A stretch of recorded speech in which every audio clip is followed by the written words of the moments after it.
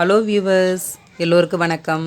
வாங்க, இன்றைக்கி வந்து நம்ம சமையலுக்கு ரொம்ப முக்கியமான அஞ்சரை பெட்டி தான் நம்ம பார்க்க போகிறோம். இதை வந்து அஞ்சரை பெட்டி இல்லைன்னா மசாலா பாக்ஸுன்னு சொல்லுவாங்க.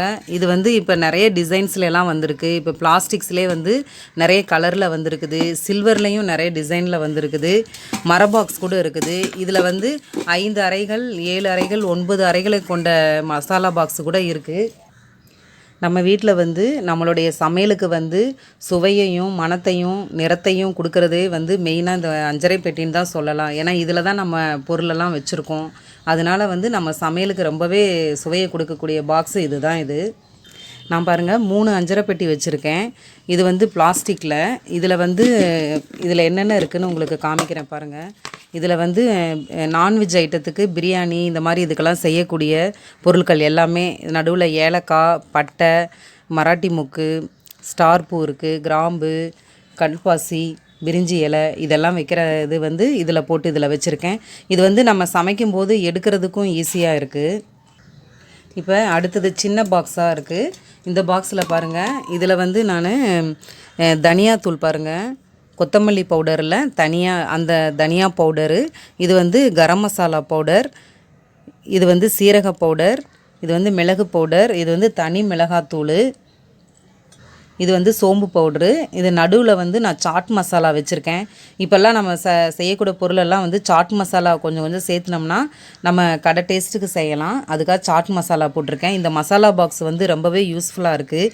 இது வந்து நம்ம சமைக்கும்போது வந்து அவசரமாக நம்ம ஈரக்கையில் வந்து எடுக்கும்போதோ அந்த மாதிரி செய்யும்போது வந்து இந்த பொடியெல்லாம் வந்து கெட்டு போயிடும். அதனால் வந்து நம்ம வந்து கொஞ்சம் கொஞ்சமாக போட்டு வச்சுக்கலாம். இதில் வந்து ஒரு ஸ்பூனும் போட்டு வச்சுக்கிட்டோம்னா நமக்கு அளவுகள் கரெக்டாக இருக்கும். இப்போ ஒரு ஸ்பூனுங்கும் போது இந்த ஒரு ஸ்பூன் அளவுக்கு எடுத்து போடும்போது நமக்கு அளவுகள் கரெக்டாக இருக்கும். அதுக்காக தான் இதில் வச்சுருக்கேன். இப்போ இந்த பவுட்ரு எல்லாமே வந்து ஒரே பாக்ஸில் இருக்கும்போது நமக்கு சமைக்கும் பொழுது வந்து வேலைகளும் லெகுவாகும். நம்ம அளவாக கரெக்டாக எடுத்து போடுறதுக்கும் ஈஸியாக இருக்கும். இது வந்து இந்த அஞ்சரை பெட்டி வந்து கொஞ்சம் பெரிய பாக்ஸு. இதில் தான் வந்து மெயினாக சீரகம், மிளகு, தனியா எல்லாமே முழுசாக நம்ம போட்டு வைக்க போகிறோம் இந்த பாக்ஸில் தான். இந்த அஞ்சரை பெட்டியில் வந்து நம்ம பெரிய பாக்ஸில் வந்து நம்ம போட்டு வச்சுக்கிட்டு இதுலேயும் வந்து நம்ம அளவாக தான் போடணும். ஏன்னா நம்ம காலையில் நேரம் வேலைக்கு போகும்போது நம்ம ஈரக்கையோடு வந்து நம்ம பொருள்களை எடுப்போம். அப்போ வந்து அது சீக்கிரமாக வண்டு பிடிச்சிரும். அதனால் வந்து நம்ம 3/4 பாகத்துக்கு தான் நம்ம போட்டுக்கணும். ஒரு 1 வீக் அல்லது 1 மந்த்துக்கு அளவாக நம்ம இதில் வச்சுக்கிட்டு அதை மட்டும் நம்ம யூஸ் பண்ணிக்கலாம். இப்போ வந்து நம்ம ஒரு வேறு பாக்ஸில் போட்டு வச்சு தான் நம்ம இதில் போடணும். அஞ்சரை பெட்டியில் பாருங்கள், எப்போவுமே வந்து நம்ம ஒரு 101 ரூபாய் இல்லை 501 இந்த மாதிரி ஒத்தப்படையில் வந்து பணம் வச்சுக்கோங்க.